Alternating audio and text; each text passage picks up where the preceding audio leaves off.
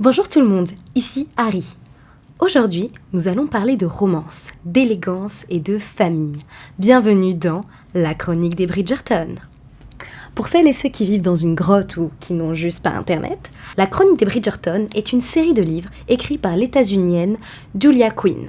Ils sont sortis entre 2000 et 2013.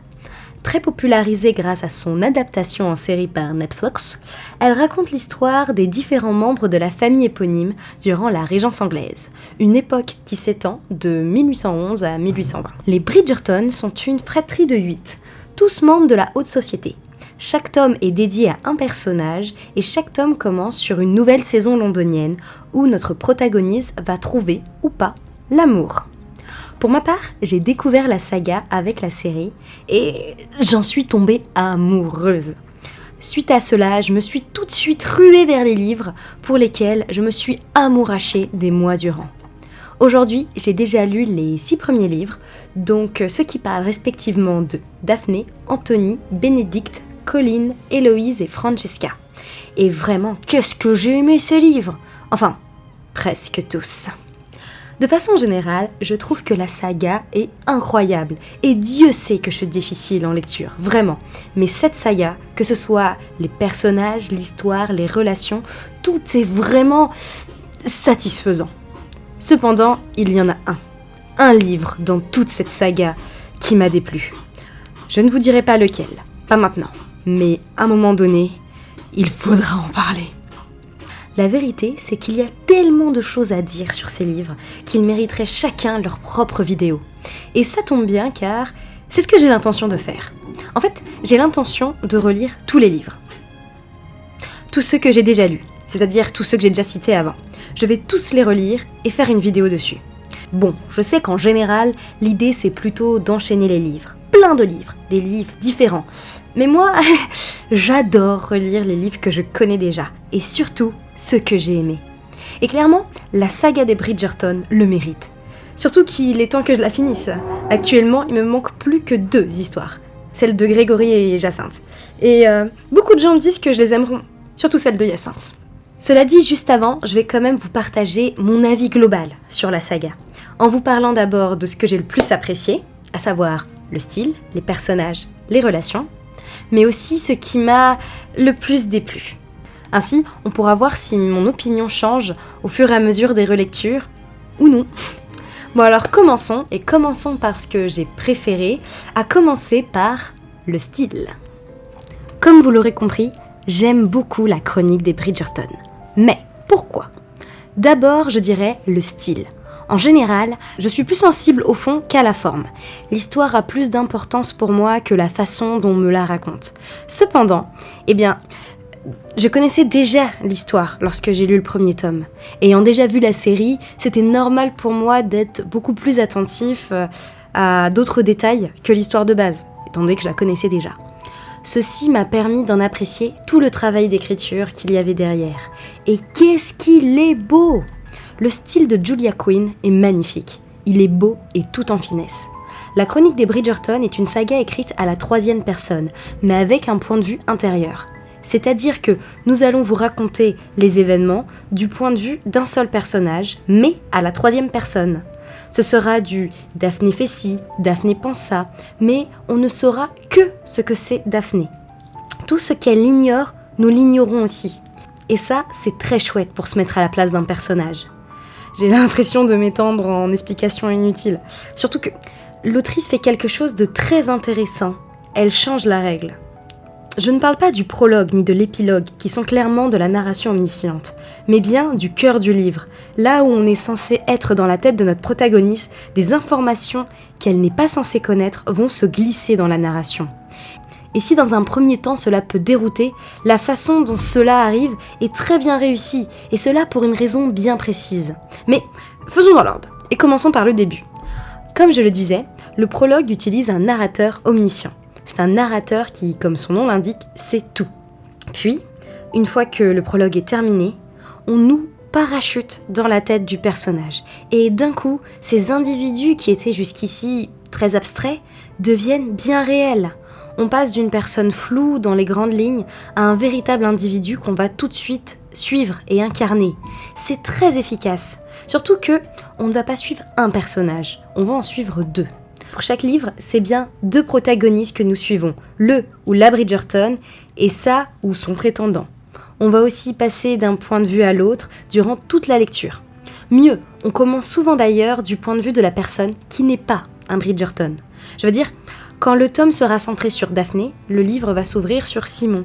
Pour Anthony, ok, le prologue part de lui, mais le premier chapitre est du point de vue de Kate, et ainsi de suite. Et je trouve ça très rafraîchissant. Quoique, ce n'est pas vraiment le bon mot. Je dirais que c'est agréable. Disons que, comme tous les livres se concentrent sur les Bridgerton, que l'on voit, que l'on suit, c'est très sympathique de commencer un tome comme quand on commencerait un nouveau livre, avec un nouveau personnage, de nouvelles problématiques, et surtout, l'inconnu. Je veux dire, on ouvre le bouquin tout en connaissant les Bridgerton, tout en sachant à l'avance sur quel des Bridgerton nous allons parler. Et là, on ouvre le livre et on tombe sur un tout nouveau personnage qu'on connaît pas, et on nous va parler de lui ou d'elle. Et tout de suite, tu vas te dire « Ah, mais qui est ce personnage ? Je veux en savoir plus !» C'est plus agréable, je trouve, quand on se demande comment ce personnage va rencontrer le ou la Bridgerton, comment leurs histoires vont se lier. Et d'ailleurs, en parlant de se lier, il se passe quelque chose de très intéressant lorsque les 2 protagonistes sont réunis. Que ce soit à leur première rencontre ou juste à un moment partagé, leur point de vue va se raccorder. Je m'explique.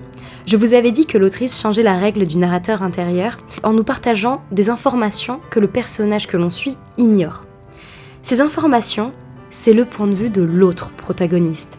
C'est-à-dire que lorsque nous suivons Daphné quelque part, si elle croise Simon, qu'elle lui parle, ou juste qu'elle le voit, ou juste que lui la voit, la ligne d'après, on peut avoir le point de vue de Simon sur Daphné, sans transition. C'est comme si, on est dans la tête de Daphné, et la seule autre personne qu'on puisse avoir, c'est son âme sœur. Alors, je ne suis pas une grande littéraire, je ne sais pas si ça se fait beaucoup ou pas, ou si c'est prohibé, mais pour ma part, c'était la première fois que je lisais ça. Après, on a admis que je n'étais pas une grande lectrice, et que je lisais vraiment depuis peu. Dans tous les cas, j'ai trouvé cela surprenant, mais très chouette. On reste pour moi dans le domaine de l'empathie, où la connexion se fait dans la forme comme dans le fond. Les personnages se rencontrent, leurs visions se partagent. Il y a quelque chose de très beau à lier l'histoire au texte de cette façon, même si ça désordonne un peu. J'apprécie vraiment ce que fait l'autrice avec la narration. Aussi, j'apprécie surtout comment elle nous met dans l'ambiance, avec son style. Sans être trop pompeuse, elle arrive véritablement à nous transporter dans cette époque, cette ambiance de raffinement et d'honneur. Pourtant, l'univers n'est vraiment pas un élément important. Elle ne va pas nous faire découvrir tout un lore, ni s'étendre dans de l'exposition, aussi utile soit-elle. Non, ce n'est vraiment pas le projet. Et pourtant, avec si peu, on voit, on sait. Pour moi, quelque chose qui illustre bien cela, ce sont les scènes de smut, les scènes érotiques. J'ai lu pas mal de smut dans ma vie, d'ailleurs j'en ferai sûrement un jour une vidéo, et je dois dire qu'aucun autre livre que j'ai lu n'arrive à rendre ces moments intimes aussi plaisants.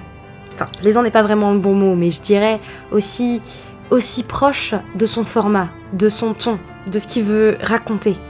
Je veux dire, ces scènes-là sont racontées comme tout le reste est raconté, avec ce style qui se veut à la hauteur de la bonne société, avec un langage soutenu et d'époque. Pourtant, ça reste une scène de smut. C'est érotique, mais pas vulgaire. Paradoxalement, ça demeure chaste tout en étant cru. C'est un équilibre très intéressant qui se démarque beaucoup du genre, je trouve, et qui met en lumière la maîtrise de l'autrice sur son sujet. Bref, j'aime beaucoup le style. Deuxième point que j'apprécie, les personnages.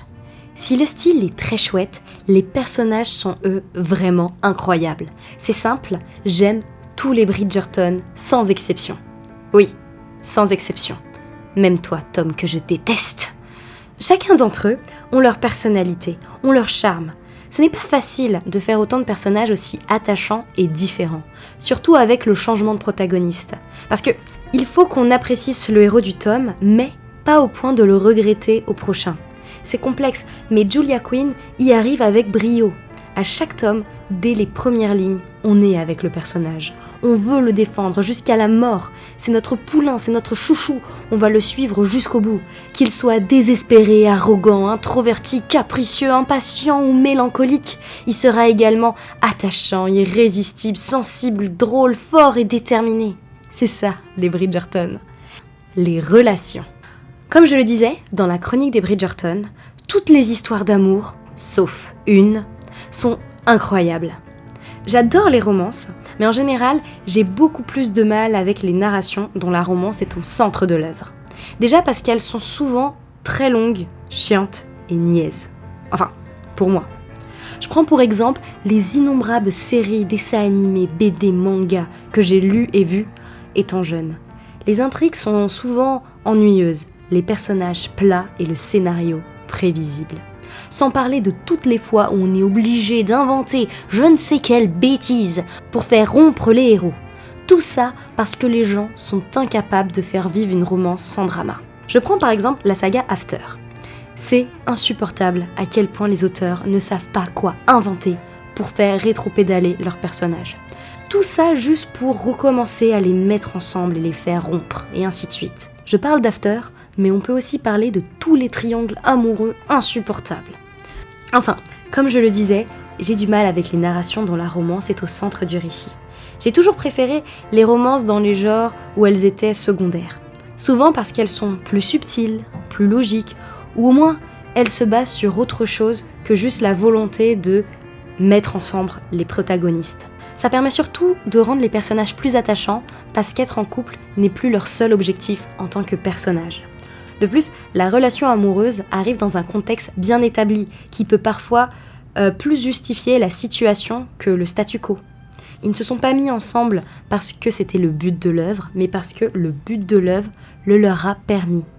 La nuance peut paraître subtile, mais elle est essentielle. C'est elle qui fera la différence entre Bella et Edward et Yann et Léa, entre Nanami et Motoharu, et Marine et Wakana, entre Elena et Damon, et Nadia et Guzman. Après, tout cela sont des exemples parmi tant d'autres, et chacun son point de vue sur la question. Tout ce que je veux dire, c'est que cette nuance, c'est justement ce qu'on retrouve dans la chronique des Bridgerton. Ça ne sera jamais juste une histoire d'amour. Il y aura toujours un contexte, un thème, des problématiques, souvent le deuil d'ailleurs, autre que la romance. C'est ce qui rend les relations amoureuses dans les chroniques des Bridgerton aussi profondes. Ça ne sera jamais juste un garçon qui aime une fille et réciproque, mais deux individus qui vont mutuellement s'apporter, se découvrir, jusqu'à réaliser que c'est ensemble qu'ils deviennent meilleurs, et même la meilleure version d'eux-mêmes.